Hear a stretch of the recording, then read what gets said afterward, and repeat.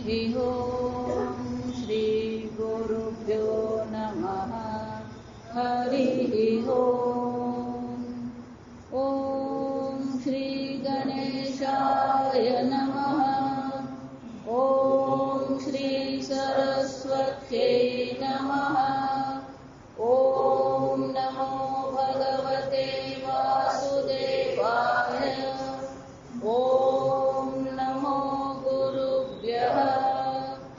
विश्वं दर्पणदृश्यमाननगरी तुल्यं निजान्तर्गतम् पश्यन्नात्मनि मायया बहिर्भूतं यथा निद्रया। यः साक्षात् कुरुते प्रबोधसमये स्वात्मानमेव द्वयम् तस्मै श्रीगुरुमूर्तये नमः। इदं श्रीदक्षिणामूर्तये। ॐ नमः श्रीपरमहंसास्वादित चरणकमलचिन्मकरन्दाय भक्तजनमानसनिवासाय श्रीरामचन्द्राय वागीशायस्य वदने लक्ष्मीर्यस्य च वक्षसि यस्यास्ते हृदये संवित तं नृसिंहमहं भजे। विश्वसर्गविसर्गादि नवलक्षणलक्षितम् श्रीकृष्णाख्यं परं धाम जगद्धाम नमामि तत्। सच्चिदानन्दरूपाय विश्वोत्पत्त्यादिहेतवे तापत्रयविनाशाय श्रीकृष्णाय वयं नुमः। नारायणं नमस्कृत्य नरं चैव नरोत्तमं देवीं सरस्वतीं व्यासं ततो जयमुदीरयेत्। श्रीकृष्णाय वासुदेवाय हरये परमात्मने प्रणतक्लेशनाशाय गोविन्दाय नमो नमः। यं प्रव्रजन्तमनुपेतमपेतकृत्यं द्वैपायनो विरहकातर आजुहाव। पुत्रेति तन्मयतया तरवोऽभिनेदुः तं सर्वभूतहृदयं मुनिमानतोऽस्मि। बर्हापीडं नटवरवपुः कर्णयोः कर्णिकारं बिभ्रद्वासः कनककपिशं वैजयन्तीं च मालां। रन्ध्रां वेणुरधरसुधया पूरयन् गोपवृन्दैः वृन्दारण्यं स्वपदरमणं प्राविशद्गीतकीर्तिः। मनसो वृत्तयो न्यस्युः कृष्णपादाम्बुजाश्रयाः। वाचोभिधायिनीर्नाम्ना कायस्तत्प्रहवणादिषु कर्मभिभ्राम्यमाणानां यत्र क्वापीश्वरेच्छया मङ्गलाचरितेर्दानैः रतिर्न कृष्ण ईश्वरे।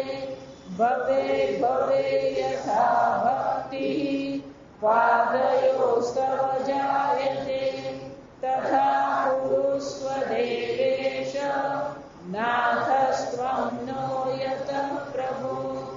नामसङ्कीर्तनं यस्य सर्वपापप्रणाशनं प्रणामो दुःखशमनः तं नमामि हरिं परम्।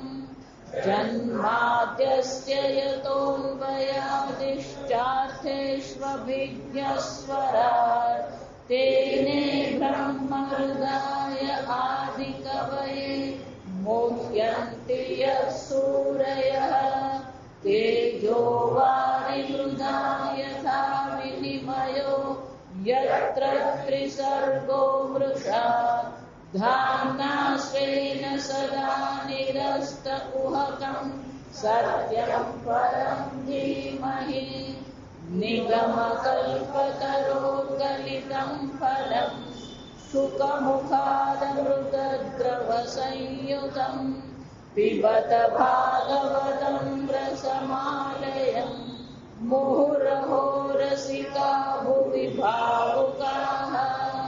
ॐ नमो भगवते तुभ्यं वासुदेवाय धीमहि प्रद्युम्नाय निरुद्धाय नमः संकर्षणाय च अच्युतानन्द गोविन्द नामोच्चारणभेषजा नश्यन्ति सकला रोगाः सत्यं सत्यं वदाम्यहम् अङ्गनामङ्गनामन्तरे माधवः माधवं माधवं चाकरेणाङ्गना इत्थमाकल्पिते मण्डले मज्जगः सञ्जगो वेणुना देवकी नन्दनः वंशी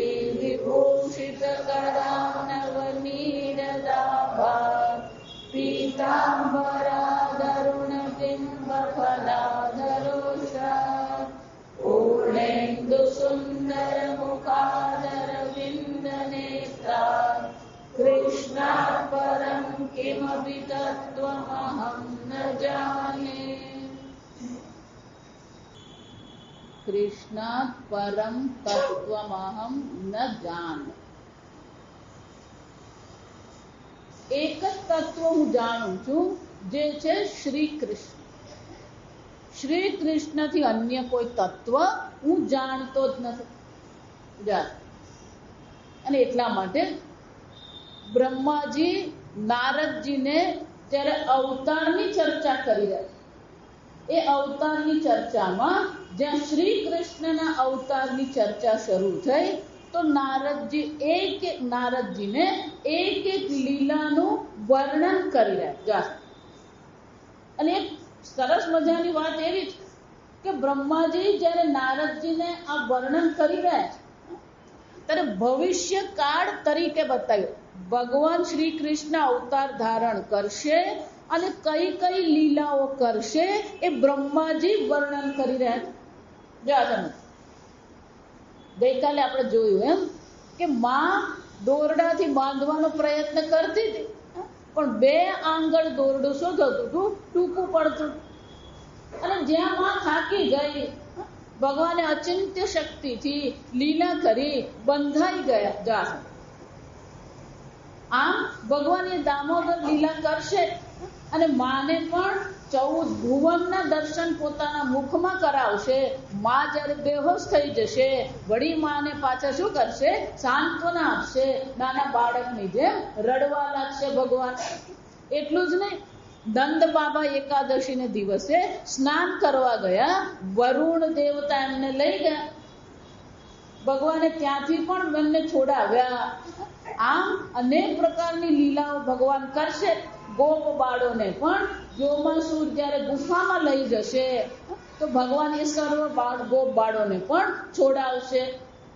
અને આ ગોપ બાળો તમે જુઓ તો ખરા, હે નારદજી, આ કોઈ જો તમે ગોપ બાળો હોય કે ગોપી હોય, વૈદિક દ્રષ્ટિએ જુઓ કે પૌરાણિક દ્રષ્ટિએ જોઈએ, ભક્તિ માટેના જેટલા સાધનો છે, પૂજા કહીએ, પાઠ કહીએ, પારાયણ કહીએ, સમજ. નારદજીને બ્રહ્માજી બહુ સુંદર વાત કરે છે કે આ ગોકુળના જેટલા પણ ગોપજનો હતા એ બધા કેવા હતા, અહ્ના આપૃતમ નિશિશયાનમ અતિશ્રમેણ લોકમ, કે દિવસના ખૂબ કામ કરતા હતા અને દિવસના કામ કરીને થાકી જતા હતા અને રાત્રે રાત્રે શું કરતા હતા? સૂઈ જતા હતા. આમ એમની પાસે પૂજા પાઠને કોઈ વિશેષ સાધન નતું. આપણે તેને સાધન કહીએ છીએ, એ ભક્તિનું કોઈ સાધન એમની પાસે હતા. કોઈ સ્તુતિ એમને આવડતી નથી. જો વિચારી જો, પેલા ઇન્દ્રએ સ્તુતિ કરી, બ્રહ્માજીએ સ્તુતિ કરી, ધ્રુવે સ્તુતિ કરી, ભીષ્મએ સ્તુતિ કરી, કુંતીએ સ્તુતિ કરી, કોઈ ગોપ બાળોએ કોઈ સ્તુતિ કરી નથી. બિલકુલ સાધન રહિત હતા. સાધન રહિત હોવા છતાં પણ અને દિવસના કામ કરતા હતા, રાત્રે થાકીને સૂઈ જતા હતા. લોકમ વિકૃતમ અપનેશ્યતિ ગોકુલમ સ્મ. એટલું જ નહીં, આવું હોવા છતાં પણ ભગવાન એ બધા ગોપ બાળોને, ગોપ ગોપીઓને પોતાના લોકમાં લઈ જશે. આ ભગવાનની કૃપા છે, કોઈ સાધન નથી. જો એટલા માટે આજકાલ સાધનનું બહુ મહત્વ થઈ ગયું. પેલો ચંડી હોમ કરાવ્યો, રુદ્રિક કરાવ્યો, લઘુ રુદ્રિક કરાવી, અતિ રુદ્રિક કરાવી. સાધન ઘણા બધા છે, પણ સાધનની સાથે સાથે જે ભાવના હોવી જોઈએ, ભાવના રહે જ નથી. એટલે સત્યનારાયણની કથા કરાવે, પુરુષોત્તમ માસ છે એટલે શું કરવાનું? સત્યનારાયણની કથા કરાવે, પણ મનમાં પેલો ભાવ છે, ભાવ નહીં હોય. આ સમજજો, ભાવ કરતા પેલો ભય વધારે હોય. પેલો બ્રાહ્મણે વાર્તા એવી રીતે કરે સત્યનારાયણની કથામાં, એટલે પેલો ભાવ થવાને બદલે, પ્રેમ થવાને બદલે શું થાય? પેલો ભય વધી જાય. ભગવાનને શરણે હોઈએ તો પછી ભયનો કોઈ પ્રશ્ન જ નથી. આ વિચાર, ગોપ બાળો પણ જ્યારે જ્યારે મુશ્કેલીમાં મુકાઈ ગયા ત્યારે એમને ભયભીત થયા જ નથી. કેમ? આપણો લાલો આપણી સાથે છે ને. જો વિચાર, ભય શામ? નંદ બાબાને વરુણ લોકમાં લઈ ગયા, કોઈ રીતે નંદ બાબાને ડર નતો. એમને ખબર જ હતી મારો લાલો છે, મારો રક્ષા કરનાર, મારી રક્ષા કરનાર છે. સાધન આપણી પાસે છે, પણ સાધનની પાછળ જે ભાવ હોવો જોઈએ. યાંત્રિકતા આવી ગઈ. પૂજા પાઠમાં પણ શું છે? આમ ભગવાન શિવલિંગ લીધું ને આમ અભિષેક કરો ને આમ તિલક કરો ને આમ ભગવાન બેસાડ, આમ એટલે પણ જરાક પ્રેમથી તો કરો. જો હમણાં કોકને ત્યાં ગઈ, જો આ સમજ, એટલો શ્રાવણ મહિનો હતો. શ્રાવણ મહિનો હતો એટલે કે લાલાની સેવા કરવાની. માતાજી આપણે લાલાની પૂજા કરી આ કરીએ, અને ફૂલ લઈ આવે, અને પછી ફળ ને ફૂલ તૈયારી કરી, પંચામૃત બનાવ્યું, બેઠા બધા. લાલો લઈ આવો. જો આ સાંભળો, મંદિર એમ સામે બધા બેઠા, લાલો મંદિરમાં હતો. મેં કીધું ચાલો હવે લાલાને શું કરો, અહીંયા પધરાવો. માથાથી જ લાલાને ઉચકી ચૂકી.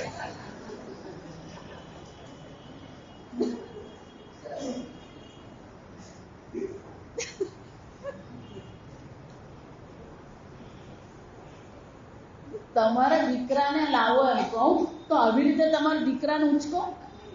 આ માથાથી ઉચકીને શું કરવાનું?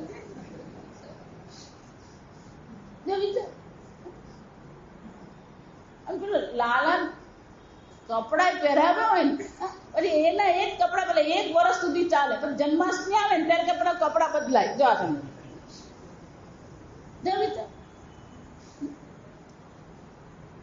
વિચાર,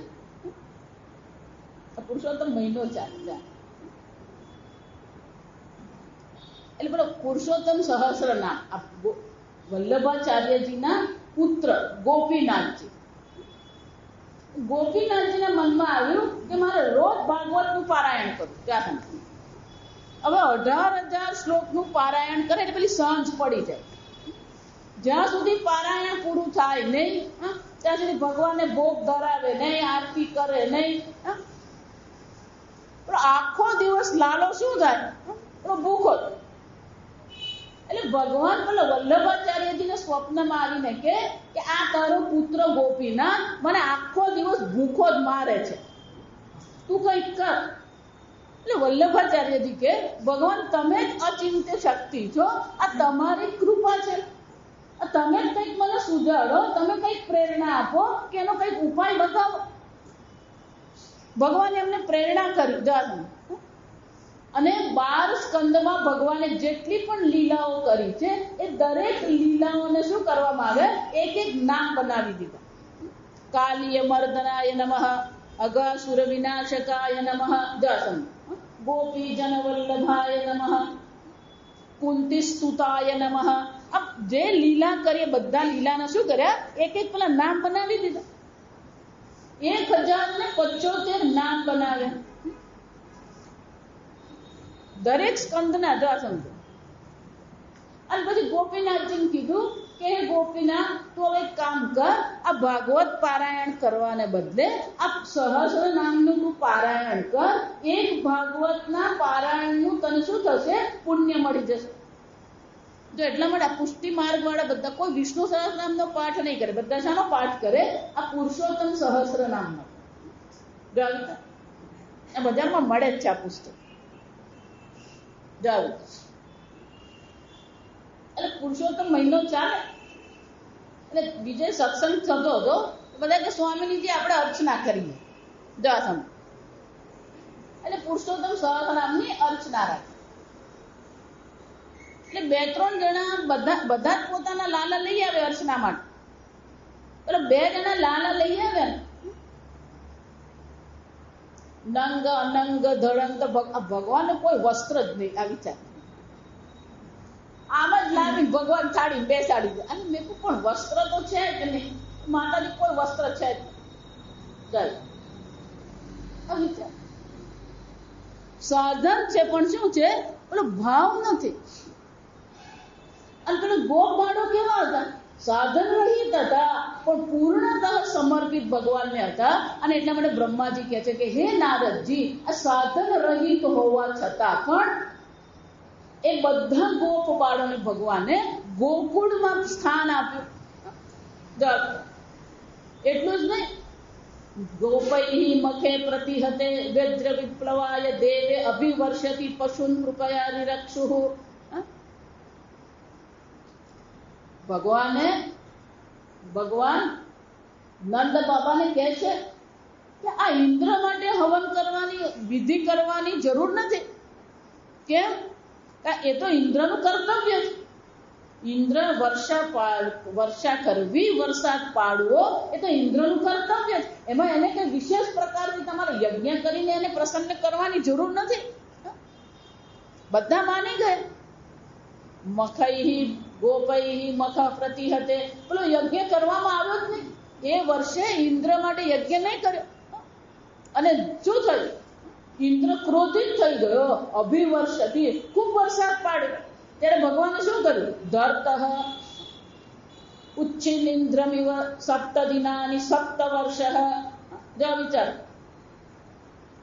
ભગવાન ફક્ત 7 જ વર્ષના હતા અને એ ભગવાને જેમ પેલું બિલાડીના ટોપ હોય એમ આખો ગોવર્ધન પર્વત શું કર્યો? 7 દિવસ માટે ડાબા હાથની આંગળી પર શું કર્યો? ઉંચકી લીધો. અને રિરક્ષુઃ, એ ભગવાન સર્વની રક્ષા કરશે. વર્ષ મહિન્દ્રમ અધિકરે શૈલમ. આ પ્રકારથી બધા ગોપોની એમણે આ પ્રકારથી રક્ષા કરશે ભગવાન. રસોન્મુખ કલ્પદયાતા મૂર્છિતેન ઉદ્દીપ્ત સ્મરરુજામ વજ્રમ ઉદ્ધૃતનામ. જ્યારે ભગવાન પૂર્ણિમાની રાત્રિએ જ્યારે ભગવાન આ બંસી વાદન કરશે, આ બંસી વાદનનું શ્રવણ કરીને ગોપીઓને આ બંસી વાદનનું જ્યારે શ્રવણ થશે એ મૂર્છિત થઈ જશે. એક પાગલ થઈને ભગવાન તરફ દોડશે. એ વખતે પેલો શંખચૂડ રાક્ષસ એ બધી ગોપીઓને શું કરે છે? લઈ જાય છે. તો ભગવાને શું કર્યું? હરતુ હરિષ્યતિ શિરઃ ધનુદાનુગસ્ત્ય. અને તે વખતે આ શંખચૂડ કોણ હતો? ધનદ એટલે કુબેર. આ કુબેરનો સેવક હતો. એ કુબેરના સેવકને ભગવાન જ્યારે ગોપીઓનું એ હરણ કરી જશે ત્યારે ભગવાન એના શિરનો શું કરશે? નાશ કરી દેશે. યે ચ પ્રલંબ. અને પછી કહે છે કે હે નારદજી, હું તમને કેટલી લીલા કહું. એટલે એક રાક્ષસના નામ જ બોલે આ સમય. પ્રલંબ, ધેનુકાસુર, બકાસુર, કેશી, અરિષ્ટાસુર, આદિદૈત્ય, ચાણુર, કુવલયાપીડ, હાથી, કંસ, સાલ્વ, કપિલ, જલિત.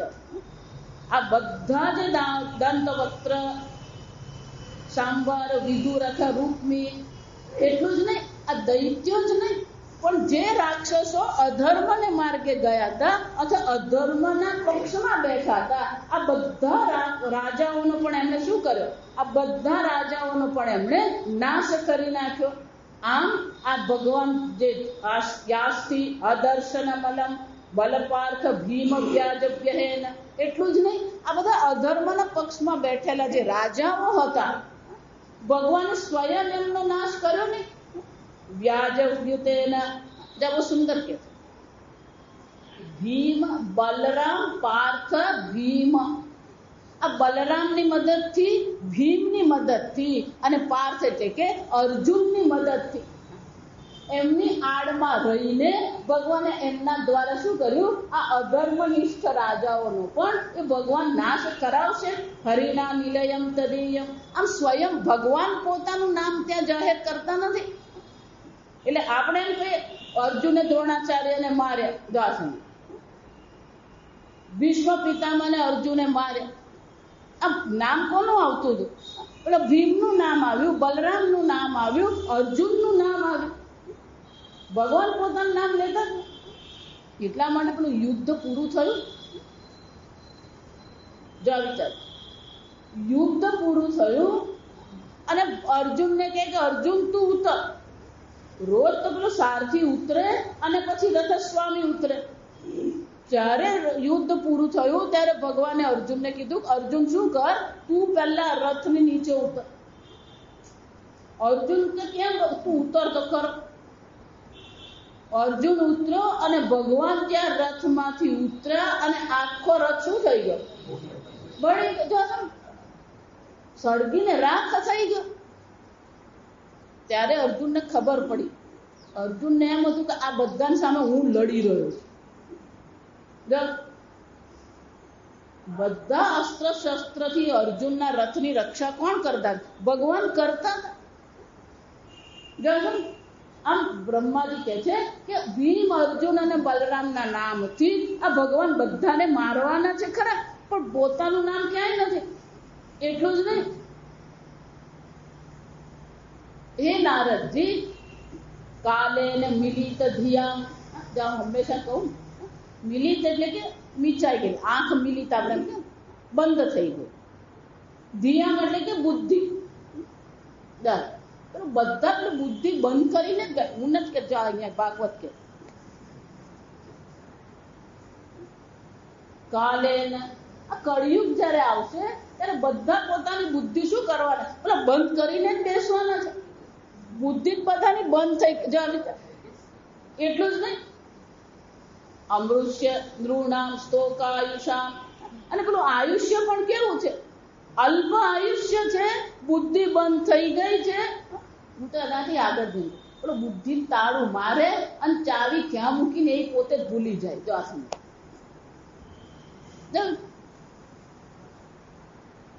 સહી અનુયુગમ આવિહર્તિ તો અનુયુગમ સહી સત્યવ્રતામ વેદદ્રુમમ વિપટશ વિભિજ્યશે. અને આ પ્રકારથી વિભજિષ્યતિ. આ પ્રકારથી જ્યારે લોકોની બુદ્ધિ ઓછી થઈ જશે, સૂક્ષ્મતા રહેશે નહીં, અને ભગવાનમાં શ્રદ્ધા પણ ઓછી થઈ જશે, આયુષ્ય પણ ઓછું થઈ જશે, એ વખતે અનુયુગમ. અનુયુગમ એટલે કે દરેક યુગમાં ભગવાન આ સત્યવ્રતા જે હતી એ સત્યવતીના ગર્ભથી વેદ વ્યાસ રૂપે અવતાર ધારણ કરશે. અને આ વેદના વિભાજન કરીને આપણે જોઈએ આગળ ઉદાહરણ કે વેદના શું કર્યા? 4 વિભાગ કરી દીધા. પુરાણ અને ઇતિહાસની રચના કરી, જેથી જે બુદ્ધિ ઓછી છે, સમજદારી ઓછી છે, સાત્વિકતા ઓછી છે, એ લોકોને આ વેદ કે વેદાંતની સમજ ન પડે તો આ પુરાણની રચના કરી એમને. આમ ભગવાન લોકો પર કૃપા કરવા માટે વેદ વ્યાસ રૂપે પણ અવશ્ય પ્રગટ થશે. એટલું જ નહીં, દેવ દ્વિષામ નિગમ વર્તમાની નિષ્ઠિતાનામ પુરુભીર ભયેન વિહિતાભિ અદૃશ્ય મૂર્તિભિ. આ દેવતાઓના શત્રુ, દેવ દ્વિષા એટલે કે દેવતાઓના જે શત્રુ દૈત્યો જે છે, એટલે હંમેશા ભારતીય સંસ્કૃતિ, વૈદિક સંસ્કૃતિમાં આપણા જેટલા દાનવો છે ને, એ દાનવો ભગવાનના ભક્તો છે. આ સમજતો. આપણે તો પેલો લૂંટારો, પેલો લૂંટ કરવા જાય ને, પેલા માતાની ડેરીએ પહેલા શું કરતો જાય? પેલો નાડીએ શ્રીફળ જાય. આપણી સંસ્કૃતિ અલગ છે. આ સમજ પેલો લૂંટવા જાય, ચોરી કરવા જાય, તોય શું કરે? પેલું શ્રીફળ વધેરી જાય. જા સમજો.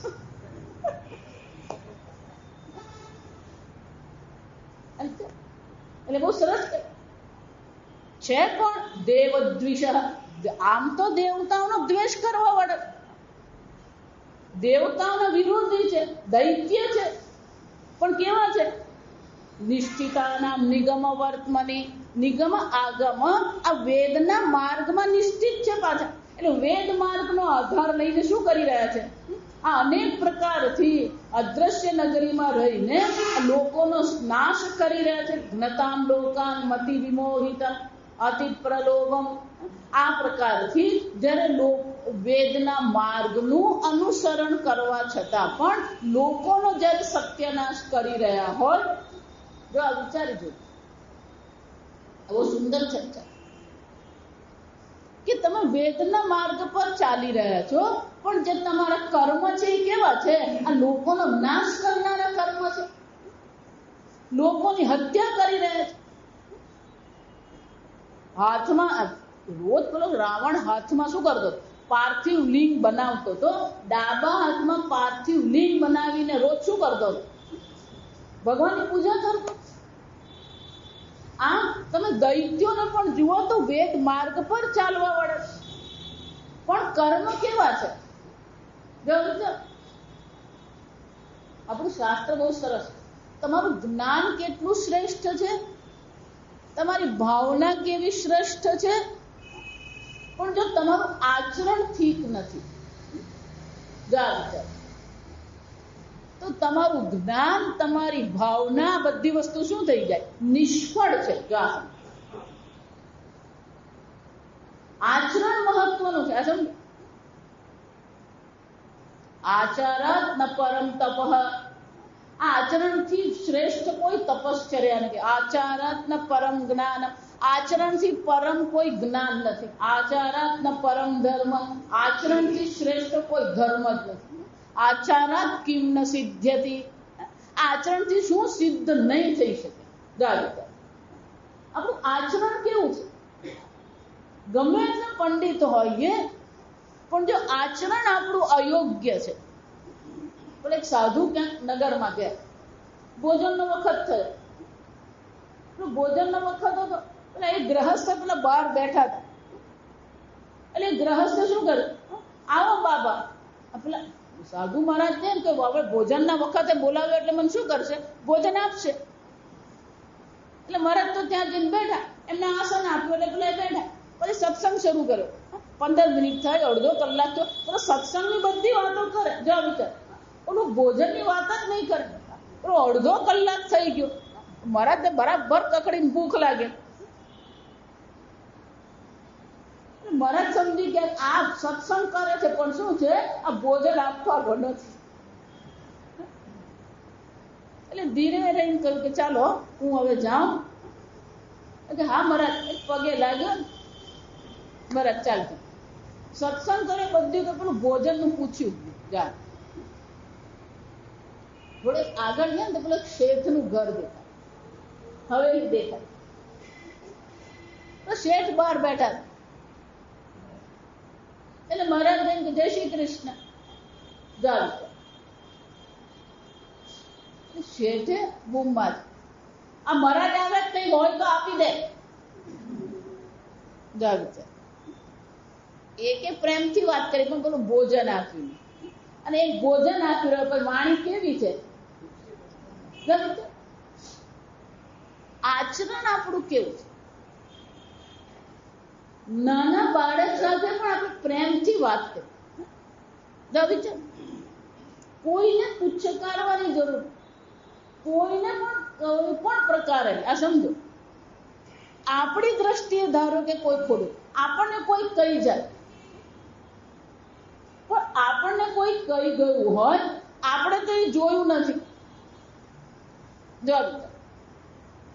તો કોઈના પ્રત્યે આપણા મનમાં દ્વેષ ભાવ રાખવો નિમ્ન કોટીનો કોઈના પ્રત્યે પણ આપણા મનમાં અભિપ્રાય રાખવો એ શું છે આ વિચાર હું હંમેશા કહું બીજો કે અહીંયા આગળ આવી અન્યેષુ દોષ ગુણ ચિંતનમ આંખુ મુક્ત્વા સેવા કથા રસમ અહો પીબ ભાગવત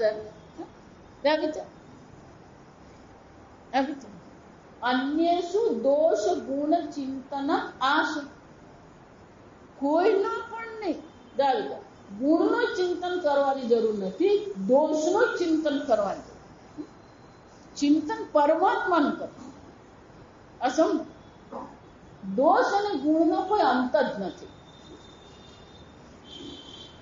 ડોંગરે મહારાજ બહુ સરસ કહે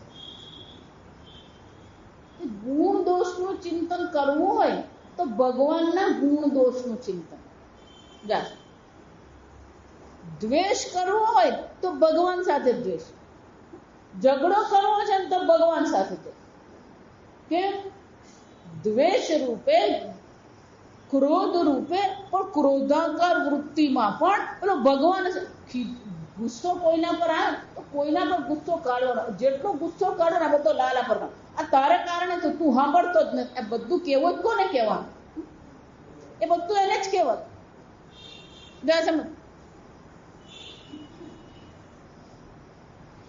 અને બફરિંગ કહેવાય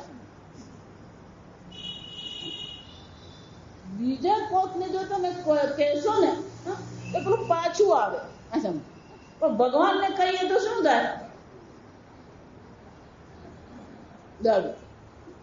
ભગવાન બધું લઈને બેસી રહે આવી તો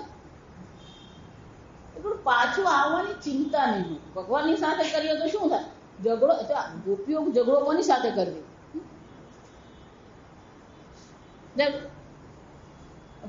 ગોપી ગીત આવશે ને ત્યારે મજા આવશે આ દ્વિઅર્થી છે સંપૂર્ણ ગોપી ગીત છે એ દ્વિઅર્થી તવ કથામૃતમ તપ્ત જીવનમ જા આ તારી કથા કેવી છે અમારા જીવનને તપાવવા વાળી જા સમજ તપ્ત જીવન લડવું હોય તો કોની સાથે લડવાનું નાના સાથે લડવાનું આમ આપણું આચરણ આપણી વાણી કેવી હોવી એટલે એ બહુ સરસ છે કે નિગમ વર્તમાની નિષ્ઠાતાના ખરેખર આ વેદના માર્ગમાં નિષ્ઠ થયેલા છે પણ કોણ છે આ દૈત્ય છે દેવદ્વિદ્વિષ આમ આ વેદના માર્ગ પર જે ચાલનારા જે છે પણ આ જગત પ્રત્યે એટલા બધા મોહિત થયેલા છે મતિ વિમોહ મતિ પ્રલોભમ એમની મતિ જે છે મોહિત થયેલી છે અત્યંત લોભ એમના મનમાં છે આવા આ લોભ અને મોહથી મોહિત થયેલી બુદ્ધિ વાળા જે છે એવાને માટે વેશમ વિધાન બહુભાષ્યતા ઔપધર્મ્યમ ગાવી એમને પેલા વેદ માર્ગથી વિમુખ કરનારો વેશ ધારણ કરશે બુદ્ધ ભગવાનનો જે અવતાર છે કેમ કે વેદ માર્ગથી એમને વિમુખ કરશે તો પછી ભગવાન એમનો નાશ કરી શકે જો પેલો વેદ માર્ગ પર ચાલતો હોય તો ભગવાને એમને પકડે ને અને એટલે કે છે આ પ્રકારથી બુદ્ધ સ્વરૂપે આવીને એમને શું કરે છે આ વેદ માર્ગથી વિહિત કરી નાખે છે એટલું જ નહીં યર્હિ અલેષુપી સતાન્ન હરેઃ કથા સ્યુઃ આ કળિયુગનો જ્યારે અંત આવશે, જો આ સમજો. હવે છેલ્લા અવતારની છે, જેની આપણે રાહ જોઈને બેઠા છે. આપણા 2 હાથ, 2 આંખ, 2 કાન, એનો તો આપણે ઉપયોગ કરવા માંગતા જ નથી. આપણે શું કહ્યું? આપણો કલ્કી અવતાર ક્યારે થશે? એટલે બ્રહ્માજી કહે છે કે 3 વસ્તુ છે. પહેલી વસ્તુ એ છે કે સત્પુરુષો કળિયુગના અંતમાં, સત્પુરુષો જ્યારે ભગવાનની કથા કરી શકશે નહીં અને કથા કરવા બેઠા હોય તો અનેક પ્રકારના વિઘ્નો એમાં પડશે. પાખંડીનઃ દ્વિજજનાઃ વૃષલાઃ નૃદેવાઃ. વિચાર કે દ્વિજજનાઃ પાખંડીનઃ, આ બ્રાહ્મણ ક્ષત્રિયો જે છે, દ્વિજજનાઃ. દ્વિજ એટલે શું છે? 2 વાર જન્મ. પહેલો માના ગર્ભમાંથી જન્મ થાય છે, બીજો જ્યારે એને ઉપનયન દીક્ષા આપવામાં આવે છે ત્યારે એનું શું થાય છે? પેલો બીજો જન્મ થાય. આમ દ્વિજ એટલે બ્રાહ્મણ ને, દ્વિજ જનાહાનો શું થાય? બ્રાહ્મણ, ક્ષત્રિય અને વૈશ્ય. પણ એ કેવા છે? પાખંડી છે. બ્રાહ્મણોએ આ બધી ભગવાનની જે સેવા કરે, શાના માટે સેવા કરે? ધનોપાર્જન માટે. એટલે જાતિથી બ્રાહ્મણ છે, કર્મથી બ્રાહ્મણ છે, પણ વૃત્તિ કઈ છે? વૈશ્ય વૃત્તિ છે. પણ વૈશ્ય છે અને સમાજ કલ્યાણ માટે પ્રવૃત્તિ કરવાની છે, પણ એ પણ શું કરતો ફરે? પોતાના ખિસ્સા ભરતો ફરે. પેલો ક્ષત્રિય છે, એને આ સંપૂર્ણ જગતની રક્ષા કરવાની છે, ધર્મની રક્ષા કરવાની છે, પણ એ ક્ષત્રિય શું કરી રહ્યો છે? અધર્મને માર્ગે ચાલી રહ્યો. આજે જેટલા ભ્રષ્ટાચાર દેખાય છે, સામાન્ય જન કોઈ ભ્રષ્ટાચાર કરતું નથી, આ સમજો. એટલું જ નહીં, જેટલું પણ આ ભ્રષ્ટાચાર થઈ રહ્યો છે એ કયા ક્ષેત્રમાં થઈ રહ્યો છે? જો વિચારી દો. પેલું લોકપાલ બિલ લાવવાની વાત કરે, પણ લોકો ભ્રષ્ટાચાર કરતા જ નથી. ભ્રષ્ટાચાર કરવા વાળા છે કોણ? બધા સરકારી અધિકારીઓ છે. વિચારી, સરકાર સ્વયં ભ્રષ્ટાચાર કરે, સરકાર સ્વયં જ્યારે અધિકારીઓ જ્યારે ભ્રષ્ટાચાર કરી રહ્યા, એટલે લોકોને આપણે કહેવાની શું જરૂર છે? અને લોકોને માટે બિલ લાવીને ગમે એટલા કાયદા લાવો, શું કામ ના? વિચાર.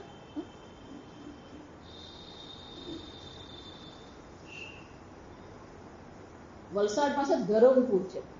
ધરમપુર એટલે આપણો આદિવાસી વિસ્તાર.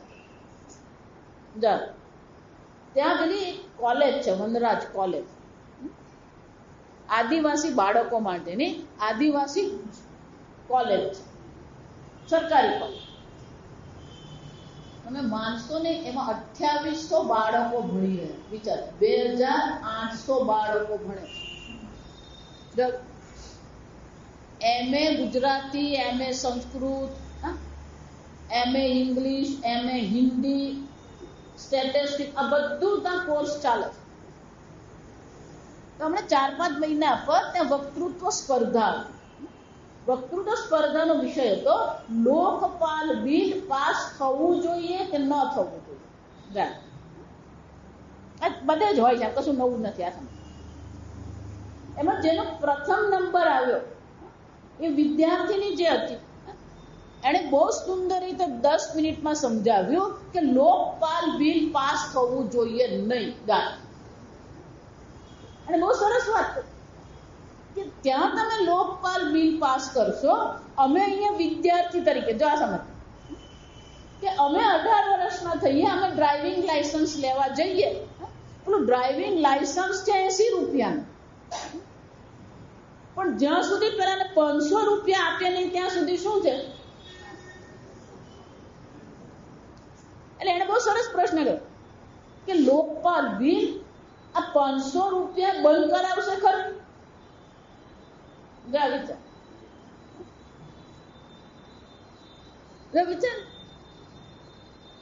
આમ ક્ષત્રિયો જાણે ધર્મની રક્ષા કરવાની એક શું કરી રહ્યા છે? પાખંડી એટલે કે બધા એ ધર્મનું જ ઉલ્લંઘન કરી રહ્યા છે. આમ બ્રાહ્મણ, ક્ષત્રિય અને વૈશ્ય પોતપોતાના કર્તવ્ય કર્મનું પાલન કરતા નથી. જ્યારે પાખંડી થઈ જશે, વૃષલાનુદેવાહ, અને શૂદ્રો જ્યારે શું થશે? રાજા બનશે. શૂદ્ર રાજા બનશે, બ્રાહ્મણ ક્ષત્રિયો બધા પાખંડી થશે. એટલું જ નહીં, સ્વાહા સ્વધા વષડ ઇતિ સ્મ ગિરહન યત્ર, જ્યાં આ બધા પિતૃ માટેના યજ્ઞ છે, શ્રાદ્ધ છે, આ પિતૃઓ માટેના શ્રાદ્ધ, દેવતાઓ માટેના યજ્ઞ જ્યાં થશે નહીં. એનો અર્થ શું થયો? જ્યારે યજ્ઞ થઈ શકશે નહીં, ભગવાનની કથા થઈ શકશે નહીં, ભગવાનની કથા અને યજ્ઞમાં બાધા આવશે, તે વખતે શાસ્તા ભવિષ્યથી કલેહે ભગવાન યુગાંતે, આ કળિયુગના અંતમાં ભગવાન આ કલ્કી સ્વરૂપે અવશ્ય પ્રગટ થશે. આપણે તો કથા પ્રેમથી કરી રહ્યા જો આ સમય, એટલે હજી ભગવાનને આવવાનો વખત થયો નથી. હજી આપણે સ્વાધા અને સ્વાહા કરી રહ્યા જો આ સમય, હજી વાત છે.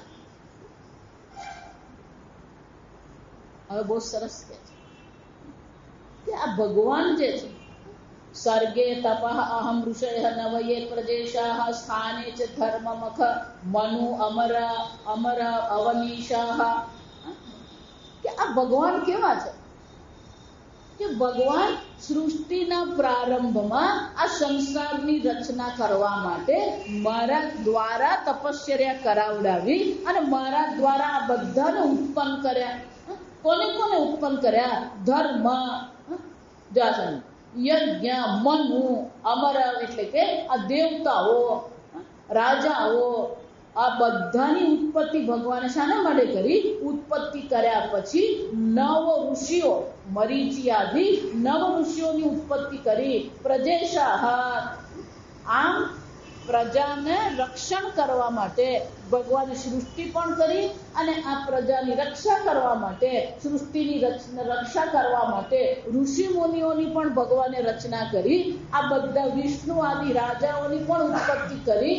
અને અંતે એટલું જ નહીં, આ સૃષ્ટિના પ્રલય માટે અધર્મ હર મન્યુ અવસાદ અસુરાદ્ય, આ સૃષ્ટિના પ્રલય વખતે પણ અધર્મ સ્વરૂપ રુદ્ર અને ક્રોધ સ્વરૂપ જે સર્પ જે છે, આમ આ ભગવાને આ દૈત્ય આદિ રૂપે પણ પોતાને પ્રગટ કર્યા. આમ સર્વશક્તિમાન જે ભગવાન છે એ પોતાને સર્જનહાર તરીકે, રક્ષક તરીકે અને વિનાશ કરનાર તરીકે પણ અનેક વિભૂતિઓ સ્વરૂપે ભગવાન પોતાને પ્રગટ કરતા જ રહે છે. અને એટલા માટે વિષ્ણુનું વીર્ય ગણાના કતમ અર્હતિ, કે આ ભગવાન જે છે, આ ભગવાનની જે શક્તિઓ છે, વીર્ય ગણ, ગણ એટલે સમૂહ, વીર્ય એટલે શક્તિ, કે ભગવાનની શક્તિનો જે સમૂહ જે છે એનું વર્ણન કોણ કરી શકે? ઇહ અર્હતિ, એ કોણ, એને કોનું સામર્થ્ય છે? કે કોઈનું સામર્થ્ય નથી. બહુ સુંદર કહે છે કે પૃથ્વીના ધૂળની રજની ગણતરી તમે કરી શકો, પણ ભગવાનની જે અનંત શક્તિઓ જે છે, અનંત વિભૂતિઓ જે છે, એને પૂર્ણતઃ શું છે? કોઈ વર્ણન કરી શકે એમ છે જ નહીં. અને કોઈ પ્રયત્ન પણ ધારો કે કરે તો પણ એ પ્રયત્નનો શું થશે? કેમ? કારણ કે ભગવાન કોણ છે? જેમણે એક જ પદમાં ત્રણે લોકને માપી લીધા. આવા એ મહાન ભગવાન જે છે, અચિંત્ય શક્તિ વાળા ભગવાન જે છે, એમના સંપૂર્ણપણે એમના ગુણનું કોઈ વર્ણન કરી શકે એમ છે જ નહીં. અને ભગવાને ત્રિવિક્રમ તરીકે, વામન અવતાર તરીકે જ્યારે સ્વર્ગમાં ભગવાને પગ મૂક્યો, ત્રણે લોક શું થઈ ગયા? કંપિત થઈ ગયા. આવા ભગવાનનું બળ જે છે, એવા ભગવાનનું વર્ણન તો હું પણ કરી શકું નહીં નારદજી. અને છતાં પણ મેં શું કર્યું? સંક્ષેપમાં તમને આ ભગવાનની જે રચના છે, સંહારની જે લીલા છે, એ મેં તમને થોડી થોડી બતાવી તો ખરી. પણ એ ભગવાનનું પૂર્ણ સ્વરૂપ તો હું પણ જાણતો નથી. નાંતમ વિદામી અહમ અમી મનુય અગ્રજાસ્તે. ઋષિ મુનિઓ પણ ભગવાનની શક્તિનો અંત જાણતા નથી. હું પણ એ ભગવાનને પૂર્ણતઃ જાણતો નથી. આ ભગવાન પોતાના બળથી આ સંપૂર્ણ સર્જન કરી રહ્યા છે. ગાયન ગુણાન દશશતાનન આદિદેવ શેષ. આ સહસ્ર ફેણ વાળા જે શેષ ભગવાન છે એ પણ સતત ભગવાનના ગુણનું ગાન કરતા રહે છે. અને છતાંય હજી એમનો કોઈ નાશ છે, પાર હજી એમને પાર મળ્યો નથી. હજી પણ એ શેષ નાગ ભગવાનના ગુણોનું શું કરતા રહે છે? ગાન કરતા જ રહે છે. યેશામ સ એવ ભગવાન દયેદ અનંત સર્વાત્મના. અને આ ભગવાન કેવા છે? નિર્ગલીકમ, કે નિષ્કપટ ભાવથી ભગવાનની સેવા કરે છે, ભગવાનના ચરણમાં પોતાને સમર્પિત કરી દે છે. તે દુસ્તરામતી તરંતી ચ દેવ માયા. આમ ભલે આપણી શક્તિ અલ્પ છે, પણ નારદજી જે નિષ્કપટ ભાવથી ભગવાનનું ભજન કરે છે, ભગવાનને સર્વાત્મના પૂર્ણતઃ ભગવાનને સમર્પિત થઈ જાય. ગીતામાં ભગવાન આ છે, મય્યેવ મનાદસ્ત્વા મયી બુદ્ધિ નિવેશય નિવસિષ્યતિ મય્યેવ અત ઊર્ધ્વં ન સંશય. ભલે ભગવાન અનંત છે, ભલે ભગવાનની વિભૂતિ અનંત છે, ભગવાનની લીલા અનંત છે. સમજતો, ભગવાનના નામે અનંત છે, રૂપ અનંત છે, લીલા અનંત છે, ગુણ અનંત છે, શક્તિ અનંત છે, વિભૂતિ પણ અનંત છે. પણ છતાં પણ જે પ્રેમથી ભગવાનનું ભજન કરતો રહે છે, નિષ્કપટ ભાવથી ભગવાનની સેવા કરતો રહે છે, અને પોતાને પૂર્ણતઃ ભગવાનને જે સમર્પિત કરી દે છે, એ અવશ્ય ભગવાનની દયાને પાત્ર બને છે, ભગવાનની કૃપાને પાત્ર બને છે. અને અવશ્ય આ ભગવાનની માયાને શું છે? અતિતરંતી મામેવ યે પ્રપદ્યન્તે માયામેતામ તરંતી તે. એ અવશ્ય આ ભગવાનની માયાને પાર કરી જાય છે. પણ હે નારદજી, આ જો જગતમાં લોકો એટલા બધા મોહિત થઈને બેઠા છે. ભગવાનની આટલી બધી કૃપા છે, ભગવાનનો આટલો બધો અનુગ્રહ છે, છતાં પણ આ જે શરીર છે, જો અહીંયા બહુ કડક ભાષામાં કહે કે આ શરીર કેવું છે? તે કહે છે સ્વશૃગાલ ભક્ષ્ય. આ શરીરને તો કોણ ખાઈ જવાનું? આ શિયાળ જે છે, કૂતરા અને શિયાળ આ તમારા શરીરને ખાઈ જશે. આવા આ શરીરમાં હું કરીને બેઠો છે, મમ અહમતિ દીહી. આવા આ જે નશ્વર શરીર છે, અનિત્ય શરીર છે, એમાં હું બુદ્ધિ કરીને બેઠો છે. આ શરીરના જેટલા સંબંધો છે એમાં મારું કરીને બેઠો છે. એને ક્યારેય આ ભગવાનને લીલાનું વર્ણન એ કરતો નથી, કારણ કે એની લીલાનું વર્ણનમાંથી ઊંચો નહીં આવે. આ સમજ, મેં આ કર્યું, મેં પેલું કર્યું, હું ભણતો હતો ત્યારે આમ કરતો હતો. જો વિચાર, એની લીલામાંથી જ ઊંચો આવતો નહીં હોય. પછી એ ભગવાનની લીલા શું કરવાનું? અને એટલે કે છે આ પ્રકારથી જે અહંતા અને મમતામાં જે પડેલો છે, એ ક્યારેય આ ભગવાનનું ચિંતન કરતો નથી.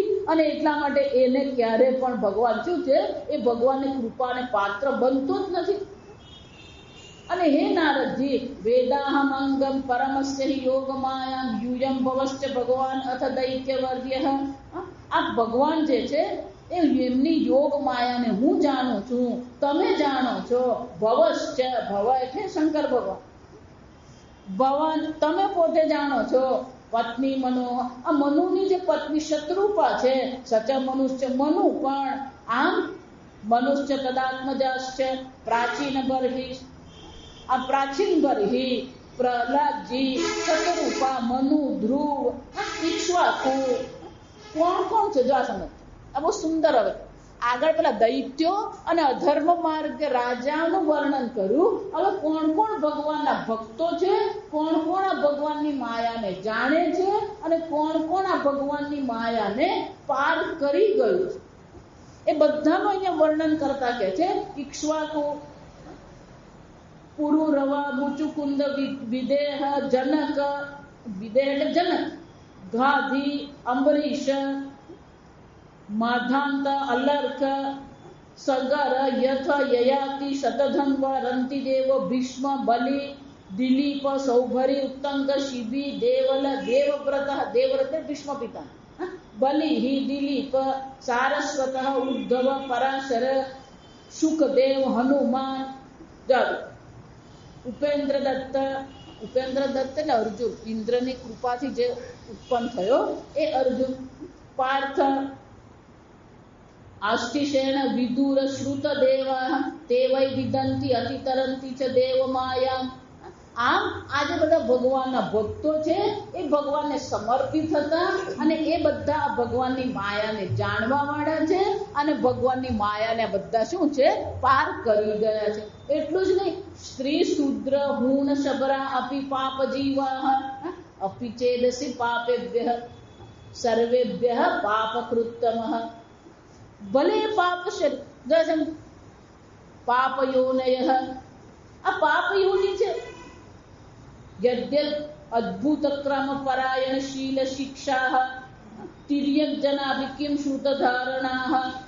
કે ભગવાનને જે શરણે ગયા આ બધા પશુઓ પક્ષીઓ સ્ત્રી શૂદ્ર ભીલ આ બધા પણ શું છે ભગવાનના માયાના રહસ્યને જાણી શક્યા હતા, કારણ કે ભગવાનને પૂર્ણતઃ સમર્પિત હતા. અને જો આ પ્રકારથી બહુ સુંદર કે આવા લોકો પણ જો ભગવાનની માયાને જાણી શકતા હોય, ભગવાનની માયાને પાર કરી શકતા હોય, કિમુ શ્રુત ધારણા એ જે વેદ માર્ગ પર ચાલનારા છે, જે સત્કર્મ કરનારા છે, સદાચરણ કરવા વાળા છે, એમને તો ભગવાન શું છે અવશ્ય મોક્ષ આપે છે. ભગવાન પણ 9મા અધ્યાયમાં જ કે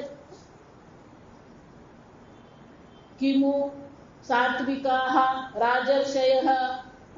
આ રાજર્ષિઓ જે છે મહર્ષિઓ જે છે એ પણ શું કરે છે આ ભગવાનની માયાને પાર અવશ્ય કરી જાય છે. અને એટલા માટે આ પરમાત્મા અચિંત્ય લીલા કરી રહ્યા છે એનું ચિંતન કરીએ, આપણું હૃદય પણ શુદ્ધ થઈ જાય અને આપણું હૃદય પણ આ માયાની જે લીલા છે, માયાનો જે મોહ મમતા છે એને અવશ્ય પાર કરી શકે. પણ નારદજી આ પરમાત્માના સ્વરૂપને ભૂલવાનું નથી. એટલે હવેના શ્લોકમાં આ પરમાત્માના સ્વરૂપનું વર્ણન કરતા કે છે પરમાત્મા કેવા છે, શાશ્વત પ્રશાંતમ અભયમ પ્રતિબોધ માત્રમ. પ્રતિબોધ માત્રમ, આ બધા પેલા બધા ઉપનિષદના શબ્દ છે. પ્રતિબોધ વિદિતમ મતમ આ શબ્દ સાંભળે તો આપણે યાદ આવવું જોઈએ. માતાજી અમે તો કોરી સ્લેટ બનીને જ બેઠા. એનો ઉપનિષદમાં શું કહ્યું, આ આત્મા કેવો છે પ્રતિબોધ વિદિતમ મતમ, નિત્ય ચૈતન્ય સ્વરૂપ છે. દરેક વૃત્તિમાં એ ચૈતન્ય સ્વરૂપે શું થાય છે અભિવ્યક્ત થાય છે.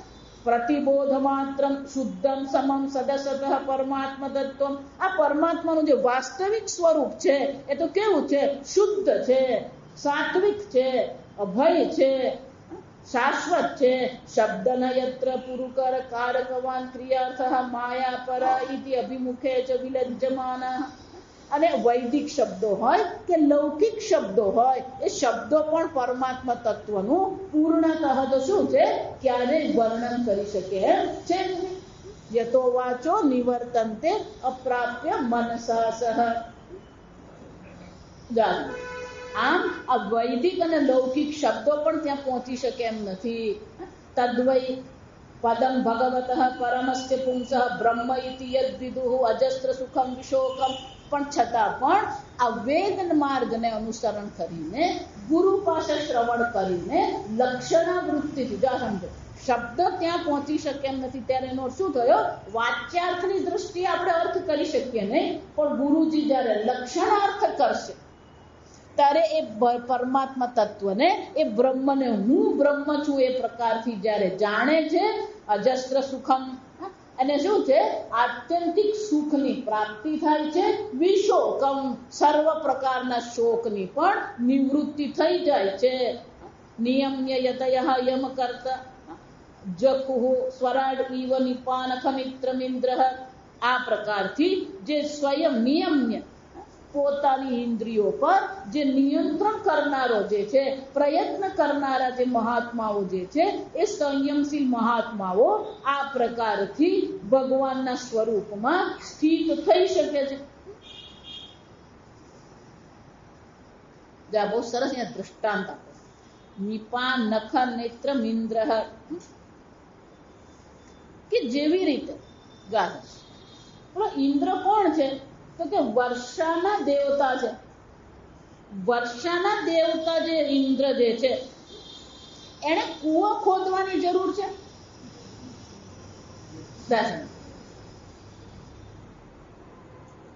એ જ રીતે જે પરમાત્મા તત્વને જાણે છે, એનામાં પછી શોક નામની વસ્તુ રહેશે ખરી?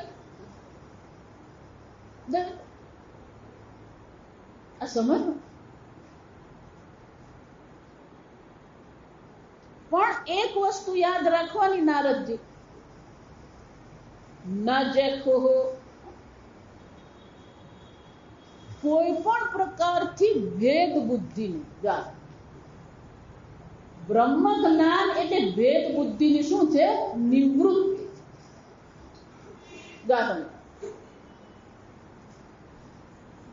નામ અને રૂપમાં વિવિધતા છે, અનેકતા છે, વિષમતા છે, પણ નામ રૂપનું જે તત્વ છે એ તો શું છે? એક જ છે. અને એકવાર એ પરમાત્મા તત્વમાં જે નિષ્ઠ થઈ ગયો, એને પછી શું છે? સર્વ પ્રકારના સાધનો પણ જે છે એને શું કરવું જોઈએ? એનો ત્યાગ કરવો જોઈએ. આ બહુ સુંદર છે. આ શાસ્ત્ર જે છે, આ શાસ્ત્ર ગરબડ જ છે. આ સમજ કેમ? શાસ્ત્ર જાલમ, શબ્દ જાલમ, મહારણ્યમ, બુદ્ધિ વિભ્રમ કારણમ. આ શાસ્ત્ર પણ શું કરે છે? આ બુદ્ધિને ભ્રમાવે જ. ત્યાં સમજ આવી છે. અને એટલે કે છે કે આ વેદ કરનારા જે પણ જ્ઞાનના સાધનો છે, એ બધા સાધનોને પણ શું કરવો જોઈએ? ત્યાગ કરવો. શબ્દ છે, શાસ્ત્ર છે, શાસ્ત્ર શ્રવણ છે, પણ જો પેલી ભેદ બુદ્ધિ રહી ગઈ તો શું થવાનું? એટલે ધર્મમાં ગયા પછી પણ દરેકે પોતાનો પરિવાર ને પોતાનો વાડો બનાવીને જ બેઠા છે. અને દરેક જણ એમ જ માને કે અમારો પરિવાર ને અમારો વાડો શ્રેષ્ઠ. ઉલમાંથી ચૂલમાં જેવી હાલત છે. આ સમજ. સંસારમાં પેલી ભેદ બુદ્ધિ હતી, પેલો ધર્મમાં ગયો ત્યાં પણ શું છે? એ જ ભેદ બુદ્ધિ. ધર્મમાંથી પેલો અધ્યાત્મમાં ગયો, એટલે પેલો ચર્ચા તો અદ્વૈત ની કરે, પછી મારું ને તારું કરતો શું છે? એ ફરતો જ રહે. અને એટલા માટે કહે છે કે જેટલા પણ ભેદ કરનારા જ્ઞાનના સાધનો છે, એ બધા સાધનોનો પણ શું કરવો જોઈએ? ત્યાગ કરી. ભેદ બુદ્ધિ જોઈએ જ નહીં. આ સમજો. આપણે મારા તારામાંથી ઊંચા જ નથી આવતું. પૂજ્ય સ્વામીજી બહુ સરસ, દરેક પોતાના એક પરપોટો બનાવ્યો છે, અને દરેક જણ શું કરે છે? પેલા પોતાના પરપોટામાં રહે છે. અને જો તમે તમારો એક પરિવાર કે તમારો એક પરપોટો બનાવ્યો છે, તો પછી અલ્પે સુખમ નાસ્તિ. આપણો નિયમ ત્યાં આવીને ઉભો જ રહી જાય. આ વિચાર. અને એટલે બહુ સરસ કહેવામાં આવી રહ્યું કે જેને આ પરમાત્મા તત્વનું ચિંતન કરવું છે, જેને આ બ્રહ્મમાં એ પરમાત્મા તત્વના સ્વરૂપમાં નિષ્ઠ થવું છે, એને તો શું કરવું જોઈએ? આ સાધનો પણ જે ભેદ કરનારા સાધનો છે, એનો પણ શું કરવો જોઈએ? ત્યાગ કરી દે. આમાં એવું જ છે. અમે રામાયણ વાળા, તમે ભાગવત વાળા. દાવિતા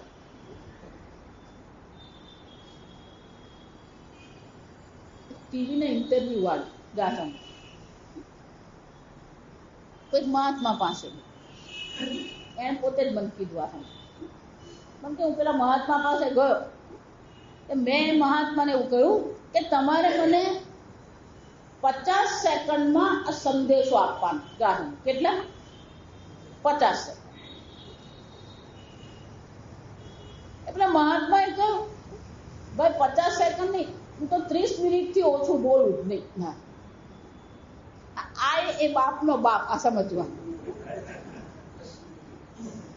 મને કે મેં મહાત્માને કહી દીધું જ્યારે તમારી પાસે 50 સેકન્ડનો સંદેશો હોય ને ત્યારે મને બોલાવજો, આ મારો કાર્ડ છે, હું આવીને રેકોર્ડિંગ કરી જઈશ.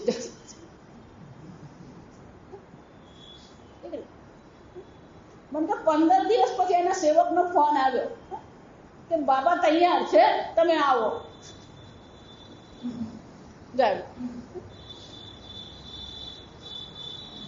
તો 30 મિનિટ જ બોલ. 30 મિનિટ બોલે તો 50 સેકન્ડ બોલે, શું ફરક પડવાનો? આ સમજો. કોઈ આગ્રહ નહીં, કોઈ વિગ્રહ નહીં, કોઈ સંગ્રહ. આ બધા ગ્રહ, ઉપરના ગ્રહ નહીં, આ બધા ગ્રહ નડે. આ સમજવું. આગ્રહ, સંગ્રહ, વિગ્રહ, પરિગ્રહ, આ બધા ગ્રહ જ આપણને નડતા ફરે. છોડી દો બધું. જ્ઞાનના સાધન સહિત બધા. એટલે ગઈકાલે કહ્યું ને કે 10 મિનિટ જાત સાથે બેસો. બધા સાધન. મેં શું કીધું? જપ પણ નહીં, પાઠ પણ નહીં, ચિંતન પણ નહીં, બ્રહ્મચિંતન પણ નહીં. બધા સાધન છોડીને શું કરો? 10 મિનિટ જુઓ એની શક્તિ પર. કોઈ સાધન નહીં. પહેલા આપણે પેલું સંસારને પકડેલો, હવે આપણે બધા શાસ્ત્રને પકડો. અને બધી શાસ્ત્રના શબ્દમાં શું કરતો રહે? પેલો માથાકૂટ કરતો જ ફરે. એટલે પેલા યમરાજાએ કેવું પડ્યું? નાયમાત્મા પ્રવચનેન લભ્યઃ ન બહુના શ્રુતેન ન મેધયા. ગમે એટલા શાસ્ત્રનું તમે શ્રવણ કરો, ગમે એટલી મેધા એટલે કે ગ્રંથ અર્થ ધારણ કરો, ગમે એટલા તમે પ્રવચન કરો, આ આત્માની પ્રાપ્તિ થવાની નથી. આ સમજો. પણ એનો અર્થ એવો નથી કે આ બધું છોડીને બેસી જવાનું. તો પછી માતાજી કાલથી અમે પ્રવચનમાં નહીં આવીએ.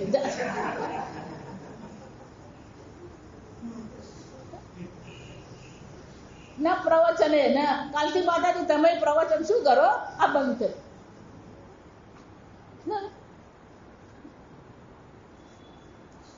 નહીં, આ છે. શાસ્ત્ર શ્રવણ પણ આવશ્યક છે. પ્રવચન પણ આવશ્યક છે. ગ્રંથને ધારણ કરવું પણ આવશ્યક છે. પણ એટલું પૂરતું નથી. કઠોપનિષદમાં યમરાજા શું કે છે? આટલું પૂરતું નથી. કેમ? યમે વૈશ વૃણુતે તેન લભ્યઃ તસ્ય આત્મા વિવૃણુતે તનુગુમ સ્વામ. તમે વર્ણ કોનું કર્યું? શાસ્ત્રનું વર્ણન નથી, એ તો સાધન છે. યમ એવ યમ આત્માનમ એવ વૃણુ. જે આ આત્મા માત્રનું વર્ણન કરે છે એને આત્મતત્વની પ્રાપ્તિ થાય છે. અને એટલા માટે અહીંયા ભાગવતમાં કહેવામાં આવ્યું કે જ્ઞાનના સાધનોમાં આપણે એવા અટવાઈએ છે કે પેલું આત્મતત્વ, પરમાત્મા તત્વ શું થઈ જાય છે? પેલું બાજુ થઈ જાય. આ કૃષ્ણ ભગવાનના જુઓ ને તો એટલાય સંપ્રદાયો છે ને. અને એમાં વૃંદાવન જાઓ, આપણે તો શ્રદ્ધાથી જઈએ અને બધા મંદિરમાં જઈએ અને બધા મંદિરમાં પ્રેમથી પેલો પ્રસાદ ખાઈએ. જો આ પણ વૃંદાવનમાં રહો તો તમને ખબર પડે.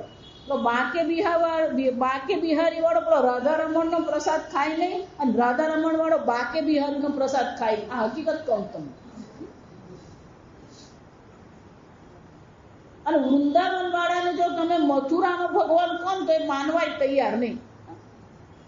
ત્યાં એટલી કડકાઈ છે કે પેલો પ્રદક્ષિણા કરે ગોકુળની, વૃંદાવનની પરિક્રમા કરે. એ વૃંદાવનની પરિક્રમા કરતો હોય. હું ત્યાં રહેતી હતી એટલે આ મને ખબર. આપણે પેલા 2 દિવસ જઈને આવીએ ને એટલે આપણને બધું બરાબર જ લાગે. ત્યાં રોન પણ બધી ખબર પડે. અમે ત્યાં 3 અઠવાડિયા રહેતા હતા. પ્રદક્ષિણા એ કરતો હોય તો સામાન્ય રીતે આપણે જયારે પ્રદક્ષિણા કરીએ આપણો જમણો હાથ ભગવાન તરફ રહે. જો આ સમજ, પ્રદક્ષિણા કરવાનો નિયમ કેવો છે કે જમણો હાથ કઈ તરફ રહેવો જોઈએ? ભગવાન તરફ. બરાબર, પ્રદક્ષિણા કરતો એ પ્રદક્ષિણા કરતો હોય તો વૃંદાવનની સીમામાં એ પ્રદક્ષિણા કરતો હોય. જમણી બાજુ એટલે વૃંદાવન થયું, જો આ સમજ. ડાબી બાજુ એટલે વૃંદાવનની બહાર થયું, આ સમજ. જમણી બાજુ ભગવાન દર્શન આપે ને તો એ ભગવાનને પ્રણામ કરે, પણ ડાબી બાજુ વૃંદાવનની બહાર જો ભગવાન દર્શન આપે ને તે પ્રણામ એ નહીં કરે ભગવાન. કેમ? એ તો વૃંદાવનનો બહારનો કૃષ્ણ. આમ આપણે ક્યાં અટકી પડ્યા? પેલા સાધન પર અટકી પડ્યા. સાધન છે એટલે આગળ કહો કે ગોપ બાળો પાસે કોઈ સાધન નતા અને છતાં ભગવાને શું કર્યું? પોતાના લોકની ગતિ આપી. આપણી પાસે બધા પાસે સાધન છે પણ પેલું વરણ પરમાત્માનું કરતા નથી. યમેવ એષ વૃણુતે તેન લભ્યઃ. એ પરમાત્માનું વરણ કરીશું તો પરમાત્માની પ્રાપ્તિ છે.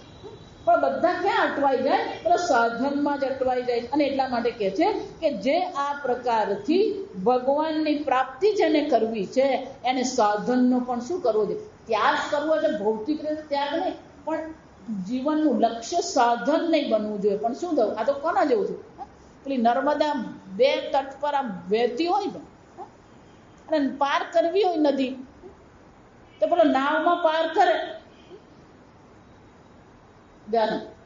એ જમાનામાં પેલા પુલ હતા ને, એટલે નદી પાર કરવી હોય તો શું કરવું પડે? નાવનો જ ઉપયોગ કરવો પડે. એટલે નાવનો ઉપયોગ કરીને એ નદી પાર કરે. પછી પેલો નાવ માથા પર મૂકીને ચાલે. કેમ? આ નાવને કારણે તો નદી પાર કરી, એટલે હવે મારે શું કરવાનું? એનો ત્યાગ થોડો થાય.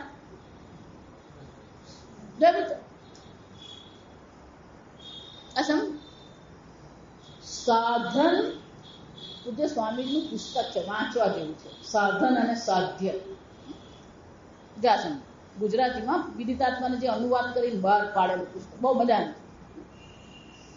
કે સાધનનો ઉપયોગ ક્યાં સુધી છે? સાધ્યની સિદ્ધિ થાય ત્યાં સુધી જ છે. સાધ્યની સિદ્ધિ પછી સાધનનો પણ શું હોય છે? ત્યાગ કરવાનો. અને એટલા માટે કહેવામાં આવ્યું, નારદજીને કહી રહ્યા છે કે જ્ઞાનના સાધનો જે છે એ સાધનોનો પણ તમે ત્યાગ કરી દો. કેમ? કે લક્ષ્ય પરમાત્મા છે. આ પ્રકારથી યે શ્રેયસામપી વિભુઃ ભગવાન યતઃ અસ્ય ભાવ સ્વભાવ વિહિતસ્ય સતઃ પ્રસિદ્ધિ. આમ આ જગતમાં જે કર્મફળ આપણને મળી રહ્યા છે એ સર્વ પ્રકારના કર્મફળના પ્રદાતા પણ કોણ છે? આ ભગવાન જ છે. પણ મનુષ્ય પોતાના સ્વભાવને અનુરૂપ કર્મ કરતો રહે છે અને એ કર્મને અનુરૂપ એ પોતાના કર્મફળની પ્રાપ્તિ કરે છે. પણ બહુ સુંદર ચર્ચા છે કે મનુષ્યને શુભ કર્મ કરવાની પ્રેરણા પણ કોણ આપે છે? ભગવાન આપે છે. દેહે સ્વધાતુ વિગમે અનુવિશીર્યમાણે વ્યોમ એવ તવ પુરુષઃ ન વિશર્યતે અજઃ. આ પંચમહાભૂતમાં બનેલો જે શરીર દેહ જે છે એ દેહમાં પરમાત્માનો વાસ છે. અને આ ભલે શરીર કેવું છે? વિશીર્યમાણે. આ શરીરનો નાશ થઈ જશે, પણ શરીરમાં રહેતો જે પરમાત્મા જે છે એ પરમાત્માનો તો ક્યારેય નાશ થતો જ નથી. વ્યોમ એવ તવ પુરુષઃ ન વિશર્યતે. જેમ પેલું આકાશ કેવું છે? આકાશનો નાશ થતો નથી. ઘડાનો નાશ થઈ ગયો, આકાશ તો એમને એમ જ છે. ઘડાનો નાશ થાય, ઘટાકાશનો નાશ થતો નથી. એ જ રીતે આ શરીરમાં જે પરમાત્મા રહે છે, શરીરમાં રહેતા પરમાત્મા જે છે, ભલે શરીર આપણું અનિત્ય છે, વિકારી છે, પણ શરીરનો નાશ થવા છતાં પણ એ પરમાત્મા તત્વનો નાશ થતો જ નથી. ન હન્યતે હન્યમાને શરીરે સોયં તે અભિહિત તાત. હે તાત, હે પુત્ર, હે નારદ, આ પ્રકારથી તમે મને જે પ્રશ્ન પૂછ્યો એ ભગવાનની સર્વ લીલાનો સમાસેના સંક્ષેપમાં મેં તમને વર્ણન કર્યું. ના અન્ય દસમા છદસચ્ચયત. આનાથી અન્ય બીજું કંઈ છે જ નહીં, ઈશ્વરથી અન્ય કોઈ વસ્તુ છે જ નહીં. અને એટલા માટે હે નારદજી, જો આ સમજો. હવે આ બે શ્લોક બહુ સુંદર છે. ઇદમ ભાગવતમ નામ યન્મે ભગવતો ઉદિતમ સંગ્રહ્યમ વિભૂતિના તમેતદ વિપુલીકુરુ. હે નારદજી, આ મેં તમને જે કહ્યું એ ભાગવત છે. ભગવાને સ્વયં મને આ ભાગવતનો ઉપદેશ કર્યો હતો. મેં તમને એમ સંક્ષેપમાં ભગવાનની વિભૂતિ જણાવી. હવે હે નારદજી, વિપુલી કરો. તમે શું કરો? એનો વિસ્તાર કરો. તમારી વાણીને પણ એ ભગવાનની લીલાના વર્ણન દ્વારા તમારી વાણીને તમે પવિત્ર બનાવો, એનો વિસ્તાર કરતા રહો, સર્વને એનો ઉપદેશ કરો. અને હે નારદજી, યથાહરો ભગવતી નૃણામ ભક્તિર ભવિષ્યતિ સર્વાત્મની અખિલાધારે ઇતિ સંકલ્પ્ય વર્ણય. અને આ ભગવાનની લીલાનું વર્ણન જ્યારે કરો ત્યારે તમારા મનમાં આવો સંકલ્પ કરજો. ભગવાનની લીલાનું જ્યારે વર્ણન કરીએ, ભાગવતનું જ્યારે વર્ણન કરીએ ત્યારે હે નારદજી, તમારા મનમાં આ સંકલ્પ રાખજો, યથા હરો ભગવતી નૃણામ ભક્તિ ભવિષ્યતિ.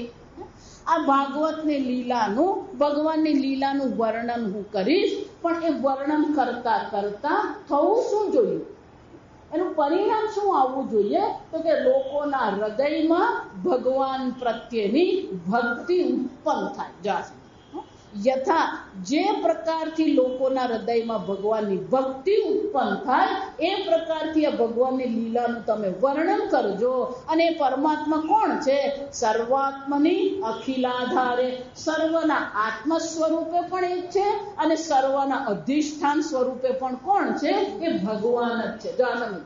સર્વનો આત્મા પણ ભગવાન છે અને સર્વનું અધિષ્ઠાન પણ ભગવાન જ છે. વૃત્તિનો પ્રકાશક પણ ભગવાન છે અને વૃત્તિનો અધિષ્ઠાન પણ કોણ છે? ભગવાન છે. જા વિચાર, ત્રણ વસ્તુ છે. સર્વાત્માની અખિલાધારે એમ કહ્યું, ત્રણ વસ્તુ. વૃત્તિનો પ્રકાશક પણ એ પરમાત્મા છે, વૃત્તિનું અધિષ્ઠાન પણ એ પરમાત્મા. તો પછી આ ભગવાનનું જ્ઞાન થતું કેમ નથી? જો વૃત્તિનો અધિષ્ઠાન અને પ્રકાશક ભગવાન છે, મુશ્કેલી ક્યાં છે? વૃત્તિના ગર્ભમાં પરમાત્મા નથી. અને એટલા માટે તમે આ ભગવાનની કથાનું લોકોને શ્રવણ કરાવજો, જેથી વૃત્તિના ગર્ભમાં એ પરમાત્માનો પ્રવેશ થશે. અને જ્યાં સુધી વૃત્તિનો ગર્ભ એટલે કે વૃત્તિનો વિષય અને વૃત્તિના અધિષ્ઠાનનું ઐક્ય નહીં થશે ત્યાં સુધી બ્રહ્મ જ્ઞાન થતું નથી. બ્રહ્મ તો સર્વવ્યાપી છે, પરમાત્મા સર્વવ્યાપી છે. એટલે વૃત્તિ પણ પરમાત્મા છે, વૃત્તિનો પ્રકાશક પણ પરમાત્મા છે, વૃત્તિનો આધાર પણ પરમાત્મા છે, પણ વૃત્તિનો વિષય ભગવાન બનતો નથી. અને એટલા માટે હે નારદજી, હું તમને વિનંતી કરું છું કે સર્વના વૃત્તિના ગર્ભમાં પરમાત્માનો પ્રવેશ થાય એ પ્રકારથી તમે કથા કરતા રહેજો. તો પછી વૃત્તિના ગર્ભમાં જો પરમાત્મા પ્રવેશે તો અવશ્ય એને બ્રહ્મ જ્ઞાન થશે અને અવશ્ય એને પરમાત્માની પ્રાપ્તિ થશે. માયામ વર્ણયત અમુષ્ય ઈશ્વરસ્ય અનુમોદતઃ શૃણવતઃ. અને આમ આ ભગવાનની જે અચિંત્ય શક્તિ જે માયા જે છે એ માયાનું પણ વર્ણન કરતા રહેજો, અનુમોદન કરો. શૃણવતઃ શ્રદ્ધયા નિત્યમ માયયા આત્મનમુહ્યતિ.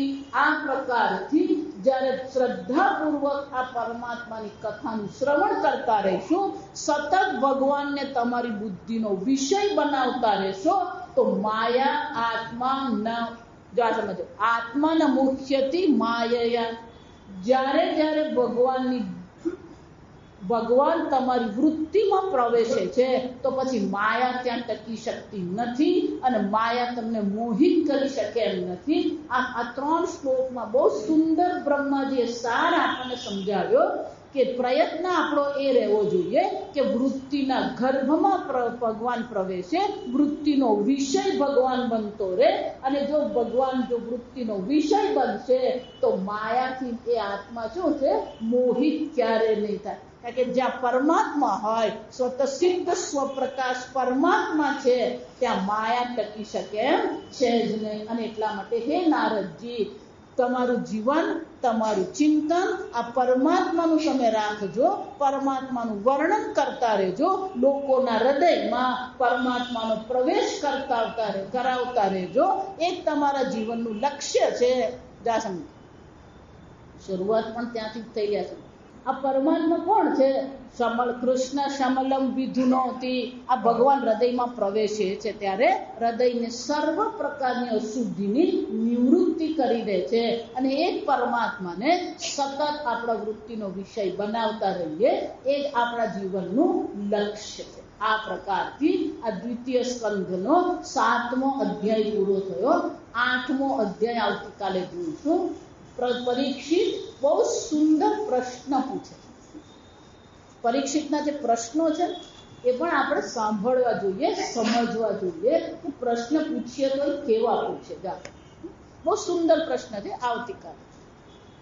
ઓમ સ્વસ્તિ પ્રજાભ્ય પરિપાલયન્તામ ન્યાયેન માર્ગેણ મહિં મહિષાઃ ગોબ્રાહ્મણેભ્યો શુભમસ્તુ નિત્યં લોકા સમસ્તા સુખિનો ભવન્તુ કાલે વર્ષતુ પર્જન્યઃ પૃથ્વી સસ્યશાલિની દેશોऽયં ક્ષોભરહિતઃ બ્રાહ્મણાः સन्तુ નિર્ભયાઃ ઓમ સર્વેષાં સ્વસ્તિર્ભવતુ સર્વેષાં શાંતિર્ભવતુ સર્વેષાં પૂર્ણં ભવતુ સર્વેષાં મંગલં ભવતુ સર્વે ભવन्तુ સુખિનઃ સર્વે સन्तુ નિરામયાઃ સર્વે ભદ્રાણિ પશ્યन्तુ